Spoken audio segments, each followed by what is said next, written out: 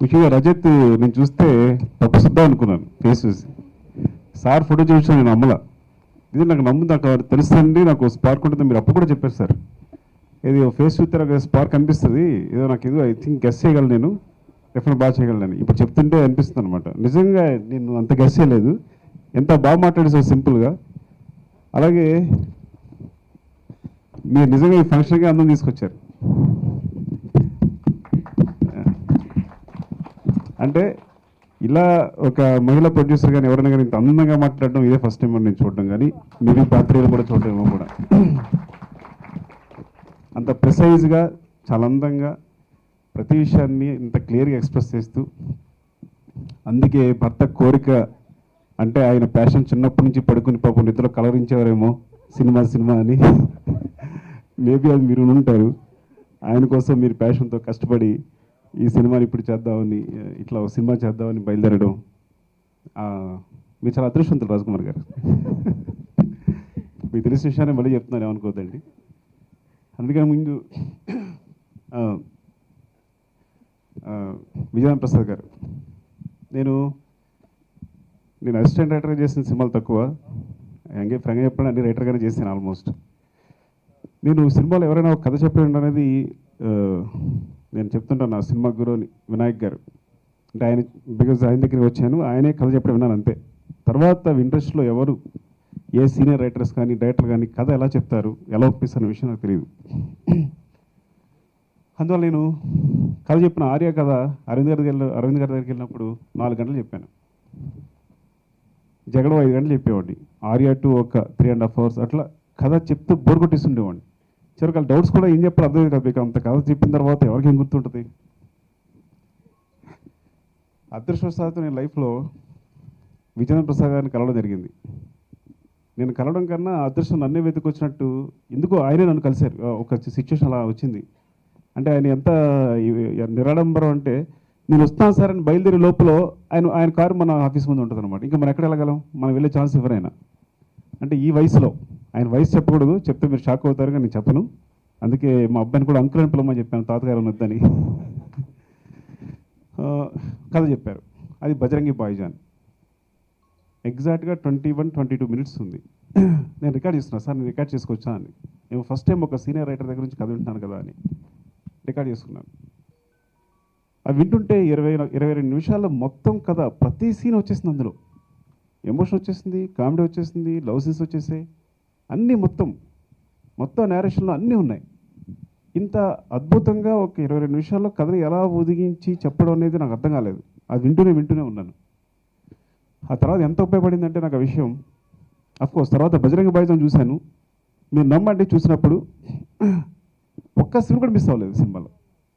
ఒక్క సీన్ కూడా, ఒక 10% ఏవో షార్ట్ చేంజెస్ లేకపోతే కనెక్షన్స్ ఏవో ఉంటాయేమో, కానీ 90% సీన్స్ ఆయన 22 నిమిషాలు ఏది డైరెక్ట్ చేశారో ఆ సినిమా అంతా ఉంది. అంటే ఇప్పుడు ఏదో ఆయన కథ చెప్పారు, ఇంకెవరో డెవలప్ చేశారు, ఎవరో తీసినట్టు కాదు. బజరంగి భాయిజాన్ సినిమాని మొత్తం 20 నిమిషాలు మొత్తం చూపించారు. అదే సినిమా చూశాను నేను, ఇంకా షాక్ అయిపోయాను. ఆ తర్వాత నాకు కథ చెప్పడం చేతనైంది. ఆ తర్వాత నేను 3 కథలు చెప్పాను. 3 కథలు 1/2 hour 35 minutes చెప్పాను. నా జాబ్ ఈజీ అయిపోయింది. ఇదివరకు ఎవరికైనా కథ చెప్పాలంటే పారిపోయేవాడిని. ఎందుకు పారిపోయానంటే, పొద్దున ఎక్సర్సైజ్ చేయాలి, బ్రీతింగ్ ఎక్సర్సైజ్ చేయాలి, బాగా కష్టపడాలి, ఆ రోజంతా హెల్తీగా ఉండాలన్నమాట. నేను మంచి బ్రీత్ అందాలన్నమాట. అంతే నా బ్రెయిన్ బాగా పనిచేస్తుంది. 3 గంటలు చెప్తాను. అప్పుడు అంత కష్టపడాల్సి వచ్చేది. ఇప్పుడు అక్కర్లా, ఆగిపోయి బాబుని కూర్చోబెట్టి చెప్పేస్తాను అరగంటలో కదా. అలాగే ఆవిడన్నారు, కొంతమంది నడిచే గ్రంథాలు ఏమంటారు, ఆయన నడిచే కథల సమూహం. ఆయన దగ్గర 100 కథలు ఉన్నాయన్నారు కదా, అది మీకు చెప్పినప్పటికేమో ఆ నెక్స్ట్ విషయంలో వైరస్లా పెరిగిపోతుంటాయి కథలు అవి. ఆ నెక్స్ట్ ప్రొడక్షన్ పెరిగిపోతుంటుంది అనమాట. ఆయన ఫ్లైట్ ఎక్కి దిగే లోపల ఒక కథ చెప్తుంటారు.